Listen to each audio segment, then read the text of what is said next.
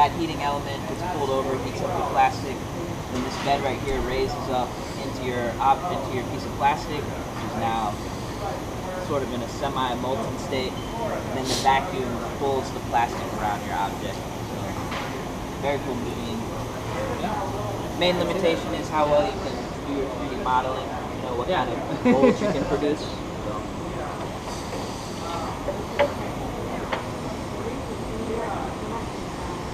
Our injection molder, we load plastic pellets into the hopper up here. You can see it works with a bunch of different types of plastics. Here's a mold we made here in the shop. This is, you know, $30 for aluminum at the most. You have a plastic part like this. So high pressure airline forces the molten plastic into your mold. And you can easily make 100 of something, 1,000 of something. A small mold like this, if you had somebody else make this for you, it would usually cost a couple $1,000. So, I mean, you're only looking at $30 of materials here, and if you can do this yourself, then you save a lot of money, especially for CNC mill. Does this. This is a really simple mold. These molds can get extremely complex. You just put the 3D model in the CNC machine. Right. Yeah. That's the basics of it, yeah. But you know, this operation to smooth this out was done by a face mill. So the more complicated side of it is your tool selection and your bead rates and speeds, things like that. Okay.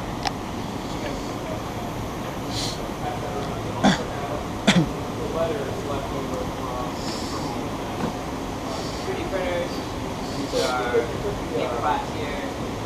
Sell these retail for $2,500, $3,000, something like that. It's basically a home machine. It's very easy to set up and use. It's not too much more difficult to use than a regular desktop printer. In some cases, it's easier to use. It uses PLA, biodegradable, cornstarch plastic. Once again, the main limitation is how good you can do your 3D modeling, you know, how accurate is your model. The printer will always job, but you have to be the one that... right, exactly. Yeah.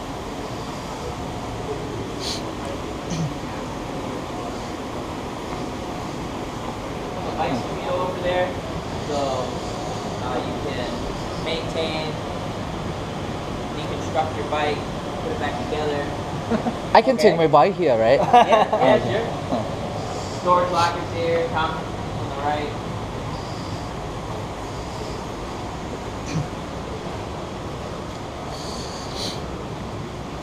You recording it? Yeah. Oh, nice. This is our member break area. So we have free coffee, free popcorn, all the nutrition you need to work for 12 hours. Loading dock if you're working on bigger projects, you can let us know ahead of time.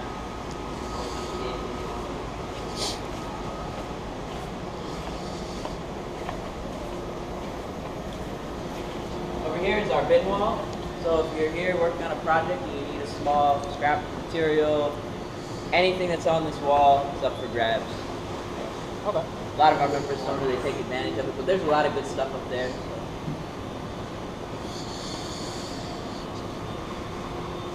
Don't mind Adonis.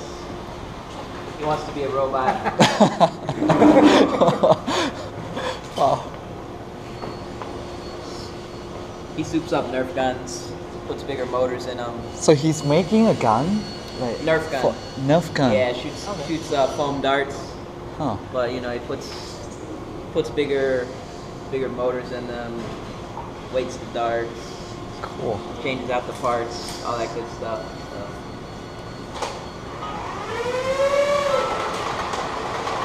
Wow. Wow. Wow. What is it? Cool. Nice. The classroom there. No? We offer classes on most of the software that we have here, so all that takes place. That part can you call me?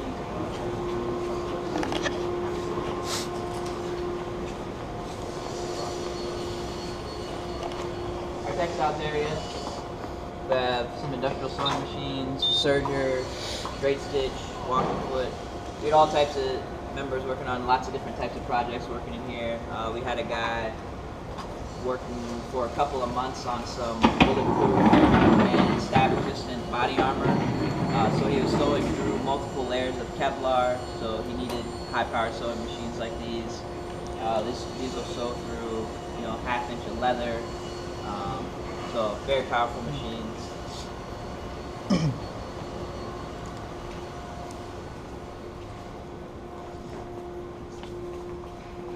We have a CNC embroider here. So if you've been to the mall, sometimes they have these setups where you can get logos embroidered on a hat or shirt. You can design your own graphics here and have those embroidered. You can tell the machine when you want it to switch colors, all that good stuff. Then we have a CNC vinyl cutter here for window graphics, vehicle graphics, custom signage. Some people will use it to make stencils for spray painting or sandblasting. Good.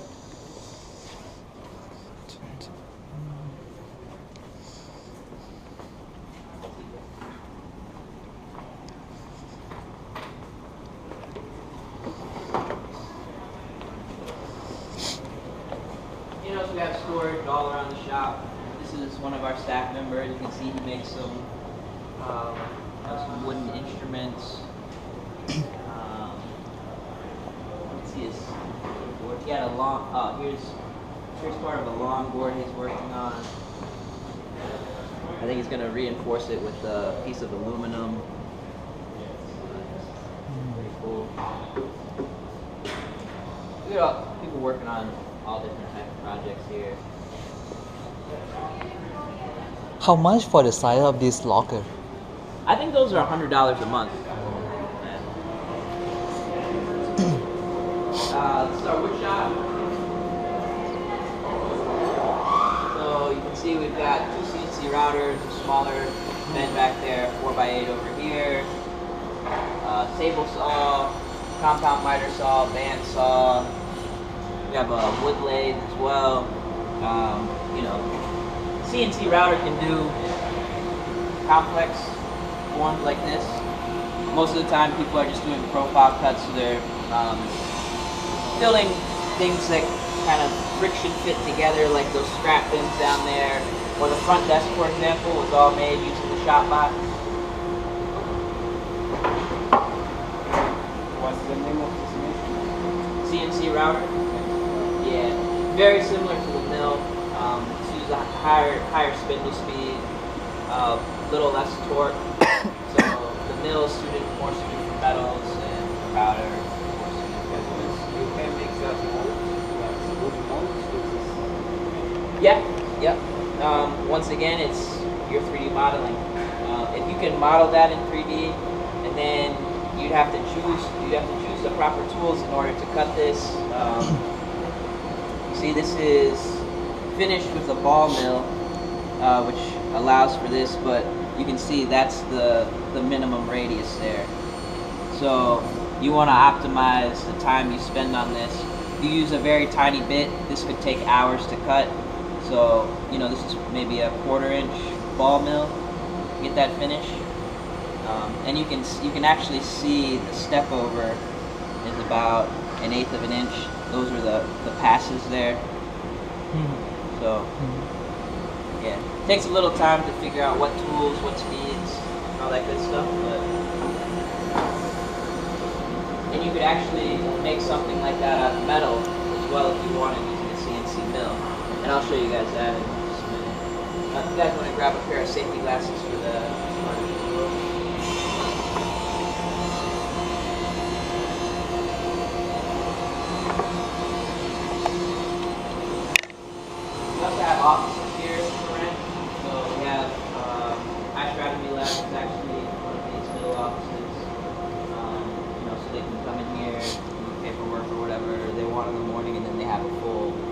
shop. So, how much was that?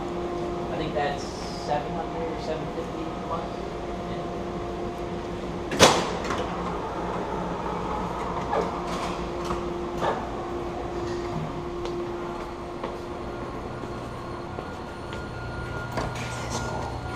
This is our metal shop, machine shop. You'll see we have traditional metalworking equipment around the shop, like the English wheel here. We have some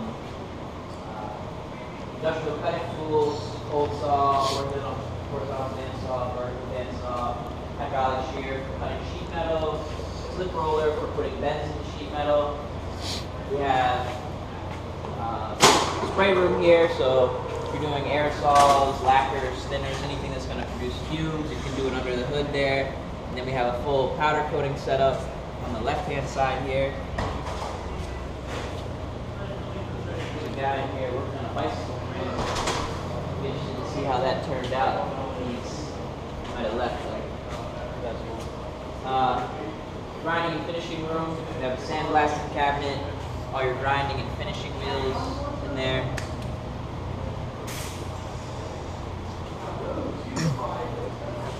How to use that? It's pretty easy. Is it? Horizontal bandsaw, yeah, pretty easy. This is our welding setup. We have 2 TIG welders, 2 MIG welders. We're set up to do welding of ferrous metals. The TIG welder is AC, more DC capable, so you can weld aluminum. We can do titanium here. We also have these hoods actually pull out anywhere over this table here, so you can have full ventilation. And plasma cutting torch and spot welder as well.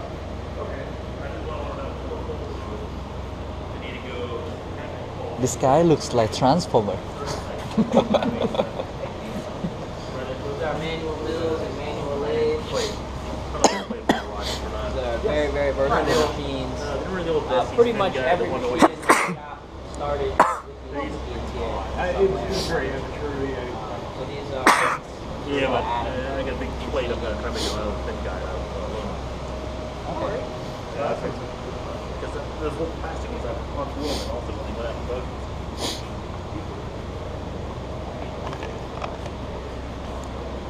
We have more traditional metalworking equipment. This is a brake for bending sheet metal, notcher, hole punch, and then that's our CNC mill.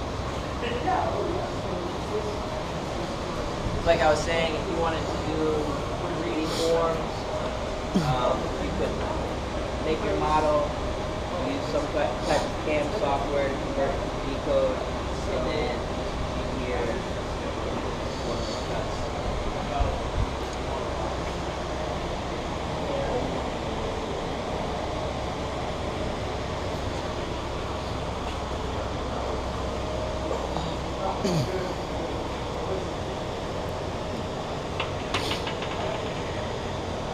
And last but not least, our CNC Waterjet cutter. So that's the cutting head over there. Water comes out of that nozzle at 60,000 psi. It's mixed with garnet sand. That's what generates the cutting force. It'll cut through just about anything. See here, here's a piece of granite. Wow. It actually cut through very slowly, but it can cut through up to 6 inches of solid steel. What's the advantage? The advantage of using this. I've only seen these machines in videos. It's Oh, amazing. Yeah. Have you seen it Cost- working? No, not yet. I'm gonna take class maybe next month. Okay. $3 a minute when you wanted to, when the palm is on. So, just about anything. It'll cut glass with the right settings, ceramic, tile. There's a piece of tile over there.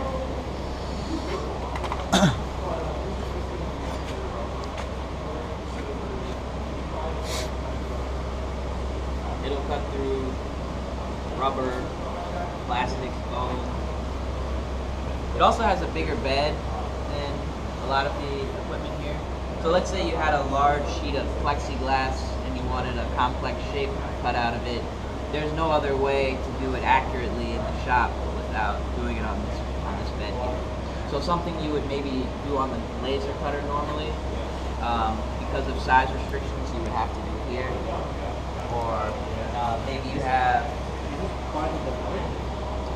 those are the piercing points. So normally, This is the resolution pass? that's where the water first penetrates, and then it starts to go on its path. Normally, you put that on the inside because you wouldn't see it at the end. But you know, whoever did this put them on the outside. But you could make it pierce on the inside of the shape so that you would never see those.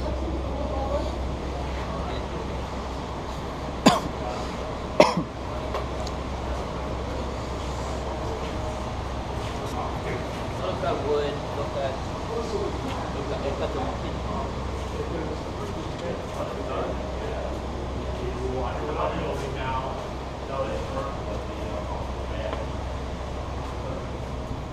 They have high-powered laser cutters in some places that could do the same function as that, but that's really versatile.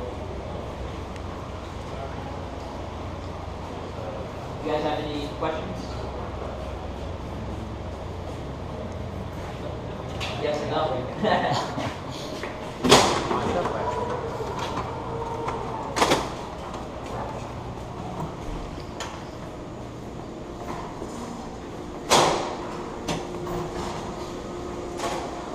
Thanks guys for coming on the tour. Thank you for showing us around. Yeah, no problem. If you guys are interested in joining, we have pretty good deals going on. You can ask at the front desk about it.